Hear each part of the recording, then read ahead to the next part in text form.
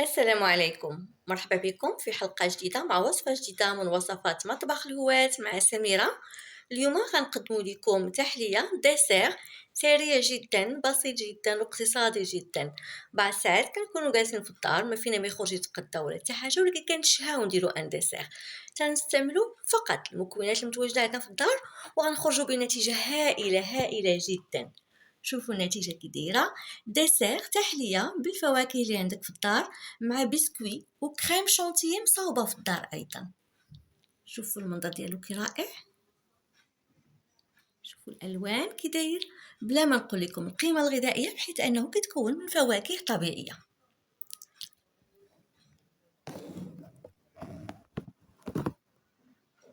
قبل ما ننتقلوا للمطبخ باش نشوفوا مكونات وطريقه التحضير، غنطلب منكم كالعاده ديروا لك الحلقه وغادي نوريكم الديسير ديالنا كي داير. غنهزوا معلقه فيها الديسير، فيها فواكه وفيها بسكوي.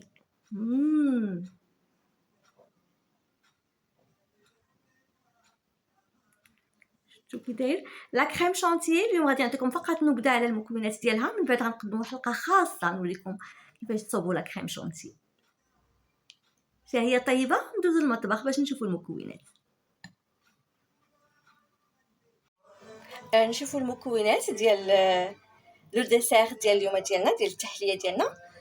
اذا بسم الله نبداو على بركه الله، نشوفوا المكونات ومن بعد نشوفوا عمليه التحضير. المكونات ديال التحليه ديال اليوم غنحتاجوا الفواكه، اي نوع من الفواكه من الاختيار ديالكم. حنا اختارينا الفريز قطع اطراف صغيره، التفاح ايضا قطعناه، فقط انا كنخلي القشر القيمه الغذائيه ديالته.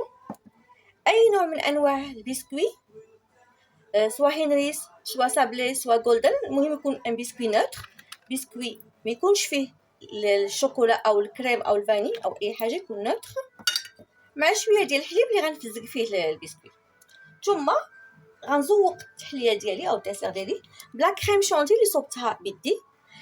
غنوريكم الطريقه ديال التحضير ديالها في القناه ديالنا، اللي هذا اللي باقي ما اشتركش في القناه ديال الفرصه باش يشترك في القناه باش توصلوا بجميع الوصفات ديالنا الجديد منها. لا كريم شونتي انا عطيتها لون اصفر، زدت ليها الفلون. غنوريكم شنو المكونات ديالها. دونك كنستعمل فيها بيضه وحده، البيض ديال البيضه وحده،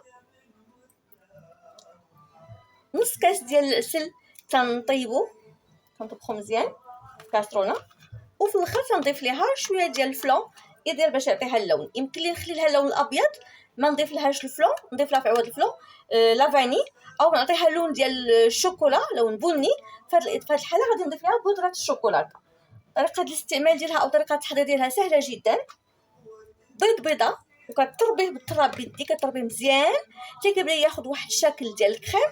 ثم كنبدا نضيف ليه العسل اللي انا مطيباه، كنضيفو بشويه معلقه ثم معلقه ونضرب، معلقه ونعاود نضرب الى حتى كنحصل على شكل الكريمه. ثم تنضيف لها المنسم ديالي، سواء الفلون سواء لا فاني سواء بودره الشوكولا، حسب المنسم اللي انت بغيتي في الذوق ديالك. على بركه الله، بسم الله نبداو. غناخذ الاناء اللي غنخدمو فيهم حسب الذوق ديالك. انا اختاريت هذا النوع ديال الانواع ديال الكؤوس اللي هو باليد ومسطح باش نقدر نفرش فيه البسكوي. وتناخذ البسكوي اللي تنفزقو شويه بالحليب، غير شويه نشا فقط باش يكون رطب من بعد، وكنحطو في القاع ديال الكاس.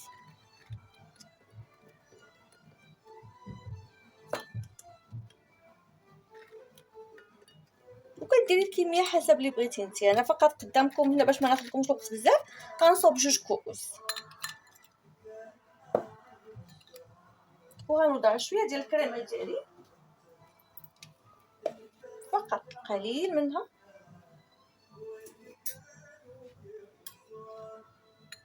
وضعتها هنا في الاول غير بالملعقه حقاش ما غنزوقش، فقط غنوضعها. يمكن لك الا عندك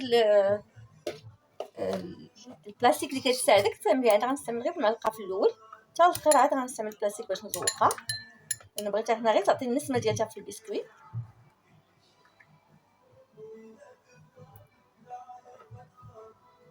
ثم غنوضع الفواكه ديالي، بسم الله، الترتيب اللي بغيتي وبشكل اللي بغيتي تحطي عليه.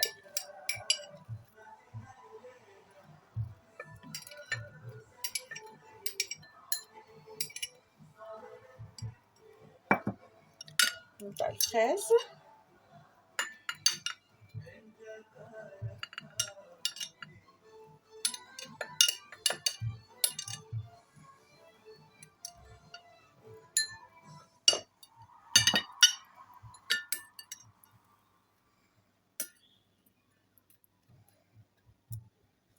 ناخد فقط شويه البسكوت، بغيت غير نزوق به ثاني هنا. فوالا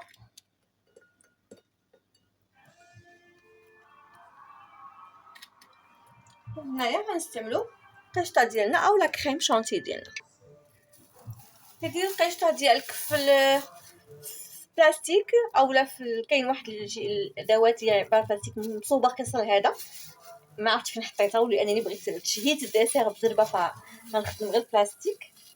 وكديريه كتضغطي عليه باش كيعطيك الشكل، ذوقيه بالشكل اللي بغيتي فوق الدسير ديالك. يمكنك تعلي الدسير ديالك مازال،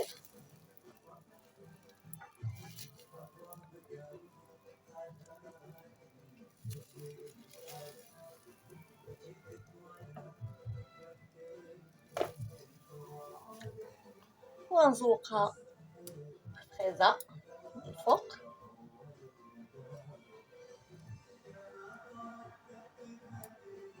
بهذا الشكل هذا. بغيتي تعمريها في الجناب ايضا يمكنلك تعمريها ايضا في الجناب. دونك هذا هو الشكل النهائي ديال الدسير ديالنا. ذوقيه بشكل اللي يعجبك. يمكنلك تضيفي ليه الشوكولا ايضا في الجناب الا بغيتي. انا غنكمل باقي الكؤوس. دونك اللي باقي ما دارش لايك يدير لايك الحلقه ديال اليوم، شاركوا الحلقه ديال اليوم الرابط ديال اليوم مع الاصدقاء ديالكم والمعارف ديالكم عبر وسائل التواصل الاجتماعي. حلقه كنقول لكم بالصحه وراحه، شهيه طيبه للجميع. شكرا على الاقتراحات ديالكم، شكرا على التشجيعات ديالكم والتعليقات ديالكم، شكرا على الدعم ديالكم.